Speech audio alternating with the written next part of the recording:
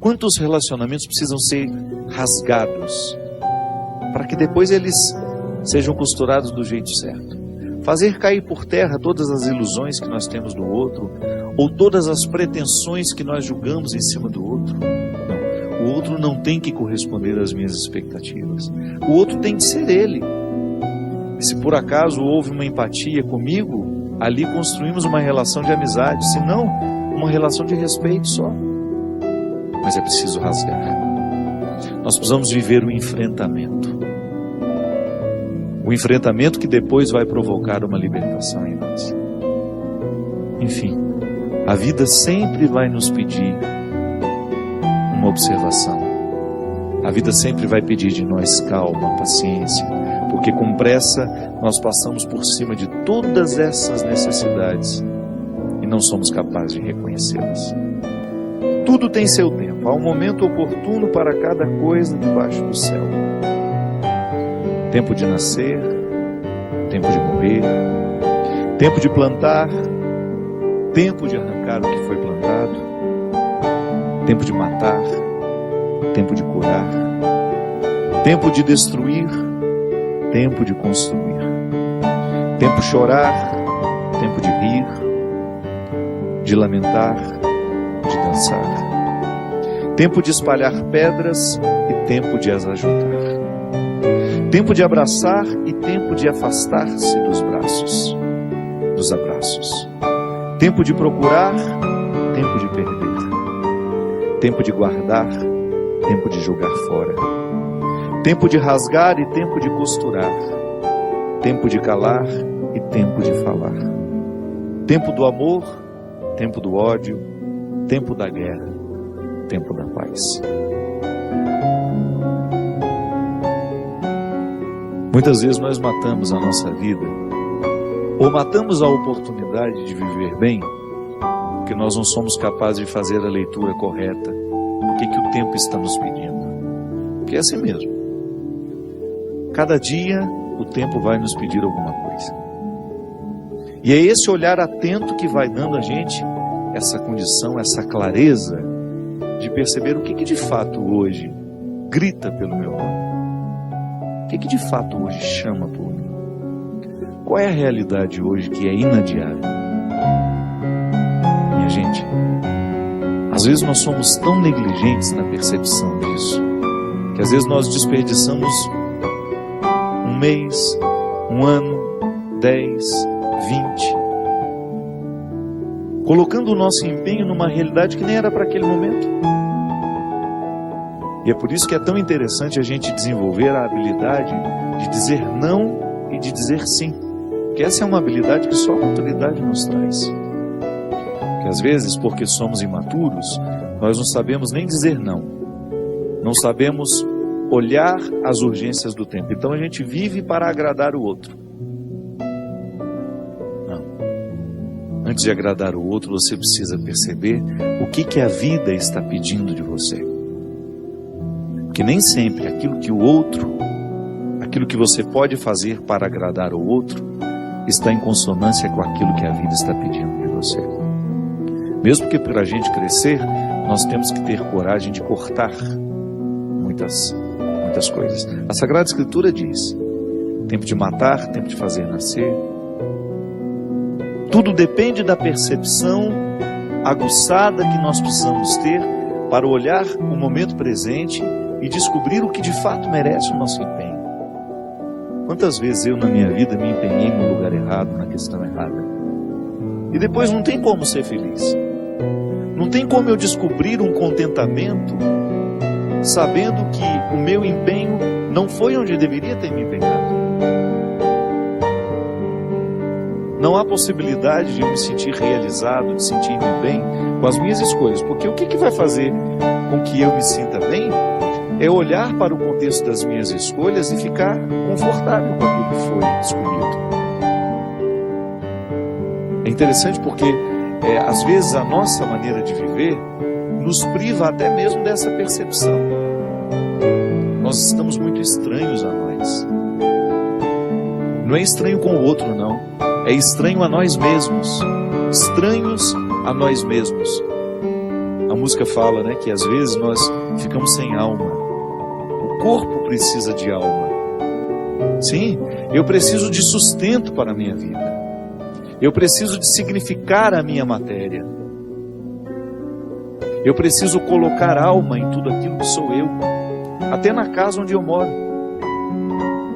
Eu sempre saio de casa, e agora eu fiquei 17 dias fora de casa, que eu emendei o evento que eu tive em Maringá, depois com a peregrinação, e da peregrinação já fui para o evento de Recife. Fiquei 17 dias sem pisar na minha casa. E a vida tem me ensinado que a casa não é um aglomerado de paredes. A casa é um sentimento que me ocorre. Não é só uma construção material, não. Quando eu entro dentro daquelas paredes que eu construí com o meu trabalho, ali eu identifico a alma que me sustenta. É um sentimento que me ocorre. Nós que voltamos da peregrinação agora, eu tenho certeza que todos experimentamos isso.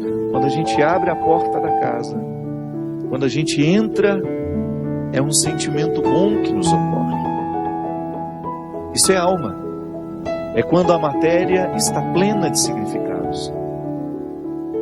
É quando a gente começa a atribuir um significado que ultrapassa as paredes, os móveis, o telhado ou a laje, o jardim, o portão de entrada. É um sentimento que nos ocorre. E é interessante que a qualidade da nossa vida depende e está intimamente ligada à nossa capacidade de depositar alma nas coisas. Eu não estou falando dessa alma, do significado mais profundo da nossa vida, dessa dimensão espiritual que é que me conecta com a eternidade. Não. Eu estou falando de tudo aquilo que vive e que faz sentido à matéria. Traz sentido àquilo que é material. Então a gente usa de maneira inadequada o termo alma. Perceber que os meus objetos estão perpassados por um significado que ultrapassa a matéria. Como dizia Rubem Alves, né? Existem coisas que são mais que coisas, são coisas que nos fazem lembrar. Isso é, virar um sacramental. Da mesma maneira como eu trago uma lembrancinha da viagem, aquilo é para mim apenas um sacramental de alguma coisa que foi boa, que foi vivida, que foi experimentada, que me fez bem. Mas agora, na minha oportunidade de colocar alma nesse corpo, nessa oportunidade única que eu tenho de viver diariamente bem a minha vida e assim inflar ar em tudo isso, da mesma maneira como eu percebo essa outra alma das coisas, da minha casa quando chego, de um sentimento que me ocorre.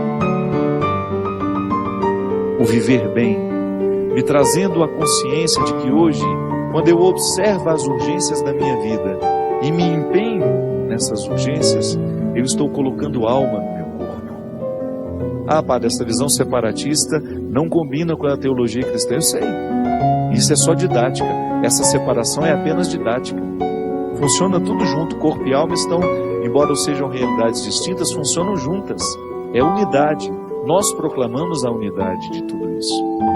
Agora, quando eu percebo, quando eu identifico que eu não estou fazendo, que eu não estou me empenhando para viver bem, eu estou sim fragilizando os recursos da minha alma, que são justamente para me ajudar a viver bem a própria vida do corpo.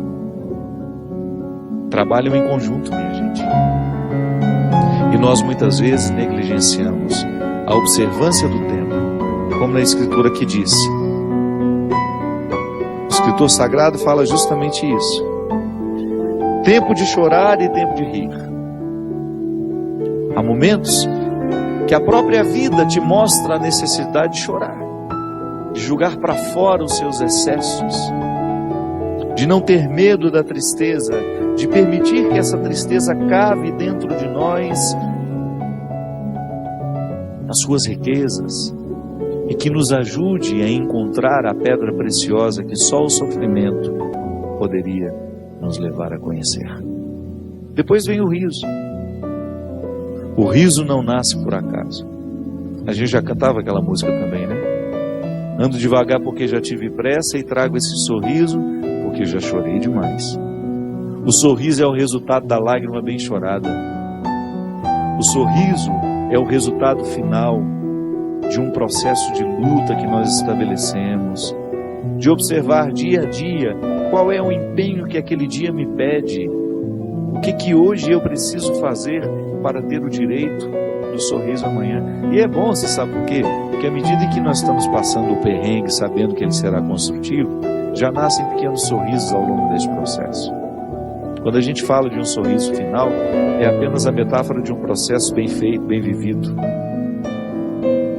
Tempo de abraçar, tempo de se afastar. Quanto sofrimento, né? Em perceber o distanciamento como necessário ao crescimento do outro. É aquele filho que vai embora para estudar. Não dá para reter filhos. Por isso que é tempo de abraçar, é tempo de cuidar, é tempo de estar junto. E vai chegar um momento em que esse afastamento será necessário para o próprio curso da vida. Depois volta. Mas no primeiro momento a gente precisa do distanciamento. É a urgência do dia. Chegou a época, é preciso estudar. É preciso buscar um futuro fora daqui. Minha gente, quando nós observamos o movimento do tempo e as suas urgências, a gente entra dentro do contexto de uma sabedoria irrenunciável à nossa realização humana. Tempo de rasgar, tempo de costurar. Se a gente não tem coragem, muitas vezes, de rasgar algumas realidades, depois jamais conseguiremos viver a libertação dela. Hoje eu até escrevi sobre isso. Muitas vezes nós lamentamos perder, e quando na verdade a gente vai observar aquilo que a gente perdeu, não foi perda, foi libertação.